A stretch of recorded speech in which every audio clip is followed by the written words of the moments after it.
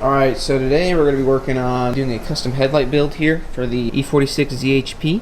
These have the face-lifted headlights, so they're a little different than most other tutorials you've seen out there. So I went ahead and polished these up because they weren't looking too good the other day. I honestly kind of messed up there. I'm not too worried about it.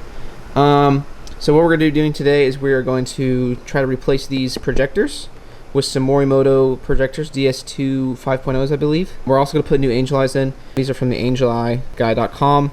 These work fine. These are just white though. So what I plan on doing the headlights, so we're spraying this projector bulb black. This is already black, but we're going to spray over anyways. This little reflector piece comes out from the inside, and we can spray the inside of that black as well. And I'm debating whether or not I actually want to keep this bulb in here. So I did order new angel eyes from the same supplier, angeliguy.com, and those have a switchback feature, so we tie those into the turn signal over here, and then what they will do is when I put the blinker on, the whole ring will turn amber as if it's blinking, kind of like those newer, like the Audis have them. So, but I did get those just in case I like it. If I like it, then I'll keep it. If I don't, I can just undo that little wire that runs over there, and then they'll just be white, and then I'll figure something out here. These are currently like a white LED, but yeah, let's get started. So here's just a little overview of what I'll be using, my method of doing it. So I have taken my headlights apart. Before, I used the heat gun method, kind of going around the edges here of the headlight on the butyl, getting it warm and then kind of prying it apart. I'll just use like a screwdriver or something to do that. These are from the Angel Eye guy. So these are the new ones I got. Pretty much exactly the same, except these allow me to do turn signal method.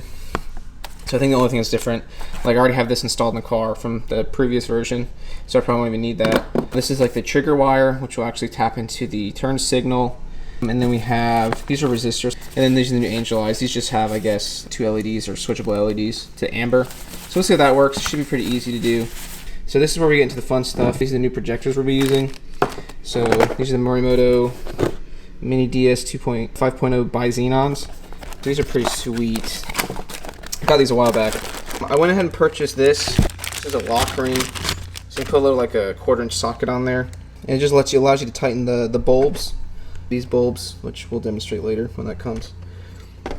This is a little lock tool. We'll see if that works. Just tighten it on. And I believe that goes into this little blue one here, so we can actually twist it on the bulb. Little gaskets and stuff. We'll see.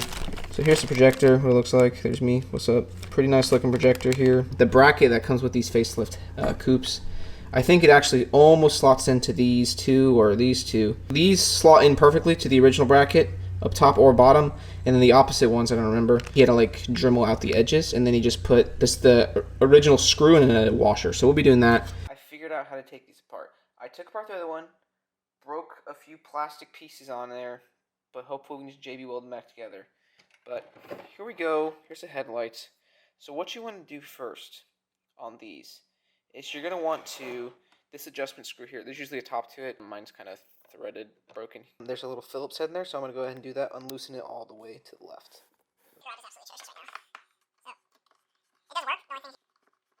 You hear that clicking? Yeah, hear that? Okay. So then, if we look here, so what we just did is we pushed this little bracket right here all the way out. And then what that's going to allow us to do is we're going to just pull that out very easily. Let me try to angle it. So I pull on that. So it starts to come out. You can see that rather. Okay, so that's good. So on the last, the other headlight I did, I like removed this, kind of like fit it out here. But after doing it and figuring it out, I don't think I need to do that. So what I'm going to do instead is I'm going to go through here. I might pull this out, the actual ballast here. This is what spins via the adjustment knob here. That little latch right there goes around the little black disc and what moves the headlights up and down. So we just need to pull this back and get it off of there. So as long as it's yep, so there we go. That's already off. And right here, it's kind of hard to see.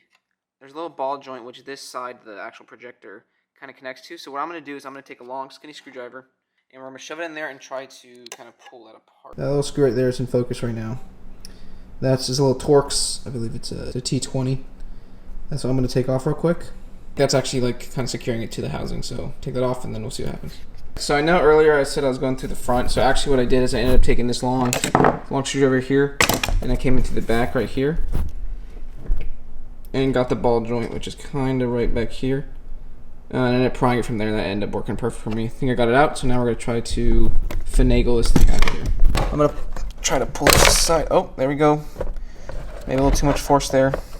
So everything's still connected. There's a little wire here connecting to the projector. I think that's a ground, it looks like. I think this just kind of slides off, so let me just give it a little yank. Yeah, looks like a ground. That's this little brown one here. Careful with these wires. On the other set, I actually broke this little red one, if you can see it all the way back there. I broke this little red wire up here. Yeah, let's pull this out. Oh, we got a connector here. I'm pulling just the dust boot off the back of this bowl, just so I can get the wires out. Yep, that just pulls straight off. I'm gonna keep kind of slowly pulling this out. Yep, there's like a motor wire here. That's for the solenoid to engage. This little blue one right here, that is for the solenoid that like triggers your high beams or low beams. And then all we got is this last one. This is for the motor. This helps with, I think, this has auto leveling. So that just came out. Oh, and then I got one more on the bottom down here. Yep, just kind of wiggled that one out. Cool. So next step, I'm gonna remove the projector. Not too hard. It looks like it's just 4 220 bolts here, here, down here, and down here. Yep, T20.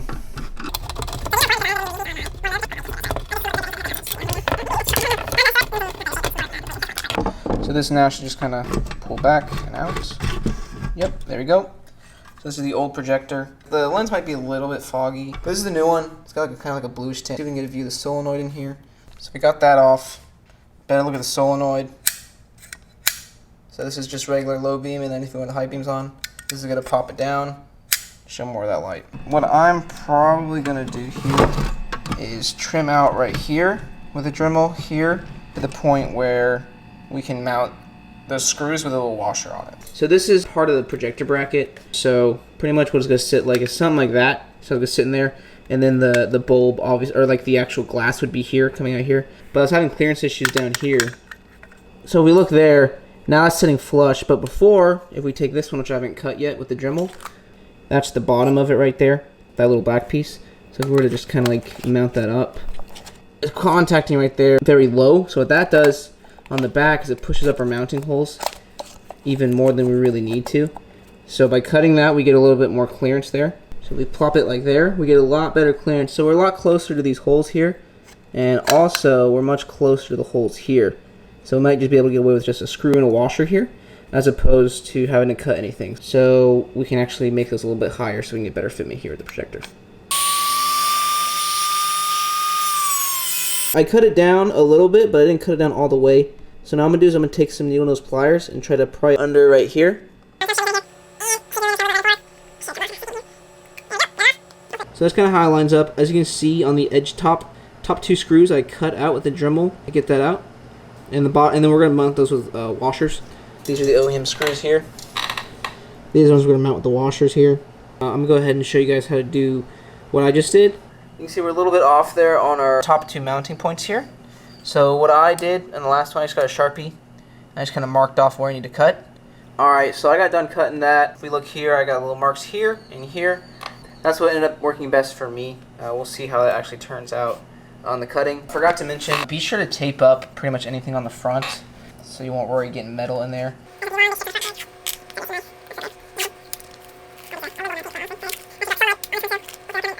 Yeah, there's no interference with that screwing in.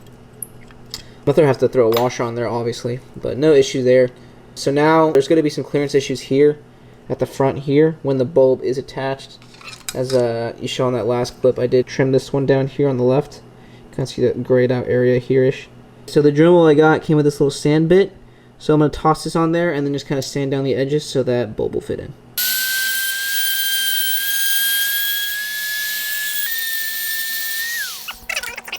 But the issue we had here was we would put it in as so.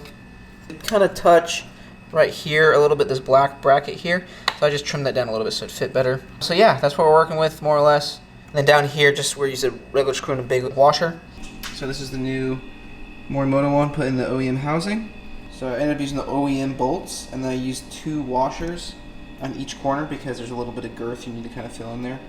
Down there too, those don't really go into anywhere, but the washer is kind of what pushes it and holds it together. We got the bulb in there, and then this is the OEM ballast that comes with the car. I ended up using these. I got these from like AutoZone or Advanced Auto. M6 bolts right there, or 1/4 inch. Those fit pretty well. Probably fit better, but also the diameter of them isn't too big, so it won't contact here. So let's go ahead and get this other projector on. 4 OEM bolts we're going to be using for this. And then I'm going to get my washers I was talking about earlier out here. So we're going to put 2 of those in like each corner, essentially. What I was doing before the first time is I was actually mounted it to the little bracket, then try to put the bracket on, then it worked. So put the bracket on first, then we're going to slide the actual projector onto it. Then we just kind of fit it in as so. And you see those little cutouts that we made with the Dremel. They line up pretty well here for those holes. Then we're going to take our OEM bolt. I believe this is a T20. So I'm taking 2 of these washers. Go ahead and put that through.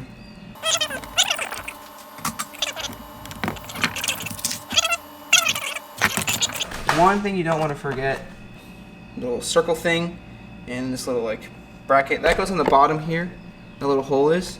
So you're just gonna put that on top of there, as so, and then you're gonna slide this over it, and it should kind of clip in there. So that's kind of what we're gonna be dealing with. I'm just gonna do this probably a little half turn or so. Everything should be tight. Shouldn't have any interference issues. So I did get this one finished bolted up. As you can see, every corner's good. So the only thing you gotta do is when you do get your projectors, they'll come with these 4 items. There's a little rubber silicone boot. Honestly, I really don't think you need to put on there, but I did anyways. This little silver ring here, you need to put that in, and it notches in a certain way. This little blue ring, and you will need to purchase this. This is only $5. So this will fit around that, and then you can just tighten it on. I put a socket extension, I think it's a 1/4 inch, and just tighten the blue ring down on that. And then you will need to put the rubber boot that also comes with that on there. What's going on, everyone? I actually had this video finished many weeks ago, but unfortunately it got a little corrupted, and then I didn't save my files like an idiot, so I lost some of the footage. And essentially what I lost is just wiring up the Bi-Xenon, which actually is what turns on your low beams to high beams. So I'm gonna see if I can try to show you guys. I probably won't be able to. So pretty much the gist of how you do it is these Morimoto projectors, they come with a solenoid wire because the solenoid is built into this projector. And on that Morimoto harness, there's a white cable and a brown wire. A white wire and a brown wire. And how you're going to wire that up is you're going to do the white one to the purple. That comes from the OEM harness for the solenoid. And then you're going to do the brown Morimoto wire to the brown cable. And you're also going to do it to the other wire that is purple and black. So you're going to have the white Morimoto wire. That one is going to be wired into the purple. And the brown one's going to be wired into the brown cable and the purple and black cable. So you're going to have one of the Morimoto wires going to one wire and the other wire going to 2 wires. I soldered them together. I like kind of twisted them together and soldered them. I can't really show you guys that because I got these in here and I really don't want to take them out. But yeah, I'm going to try to put up a little image, or I may already have, of trying to explain this. So what I did, I'm going to try to explain it. I just soldered the 2 wires together, twisted them together, soldered. Then I put heat shrink on top of it. Other people, they might use like just tape. I wouldn't recommend doing that. Soldering is probably the best way to go for safest installation and will hold the longest. Or you can always use wire nuts or anything else, but honestly soldering is probably your best bet. So also, before I forget, in the clips that I did lose, I also ended up showing how to put this whole, I guess, assembly back in. Essentially, you're going to have to push this in, and then you're going to have to do this little ball joint right there, kind of prop that in, and then you're good to go. Just make sure everything's plugged in before you do that, and then you can put the xenon ballast in last. So sorry if it's a little unclear of how to wire it. I'm sure you can figure it out. It's not hard, but yeah. What's going on, everyone? We're back. Right now we're going to go ahead and test the lights out real quick. We're going to see the light performance here of these at night. I've had them on the car for a while now, but we'll just go ahead and show what light output is on. So I'm going to pop these on. Yeah, so they're pretty bright. We're going to go for a quick little drive, and then I'll bring it back. I said I was going to video this when night that day I got them finished up. Never did that, unfortunately. But as you can see, let's cut them off real quick. Can't really see much of anything. And those shine very nice and far. So I'm very happy with the light output of these. One thing people do like about these is that nice cutoff line that you get with these. So that's what we're looking at. Nice little blue cutoff line, and you can see each individual cutoff. There's like a little dip here and a little dip here for each side. And then if we go ahead and pop the brights on, very nice and bright. And one thing I do like about this again is how wide this beam pattern is. So if you're you're driving at night, nice white pattern. Pop these on. Shines way down there. Everything's much more visible at night. And the good thing about these is you feel more comfortable driving at night as opposed to with the stock ones. And if you can kind of catch it down there, down the road, you see a little bit of blue tinge on the side of these concrete barriers and down there. That's something that's just kind of people might like just for the looks, but overall, light performance is absolutely phenomenal. Can't say much about this retrofit, and everything works as it should. And when you turn the car on, the lights do auto level, so it retains that OEM function. All right, last thing I want to show you guys is how these look at night. We just have it against the garage here. So we got nice, you see each cutoff line, so I'll cover up this headlight for example. So that's the cutoff line over there, and then that's the cutoff line of this one over here. These probably aren't centered perfectly. I probably need to tweak it a little bit more, but I'm pretty happy with it. Standard adjustments are the same as OEM, nothing else there. Only issue you might run into is if whether or not the projectors are leveled when you put them in. So I think one of these might be a little bit off-centered rotationally. I think it's this other one. So yeah, that one's probably not as straight as it could be if you look at the lines there. And that's something you need to kind of watch out when you actually install these.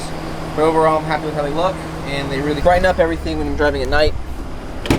So let me go ahead and toss on the brights.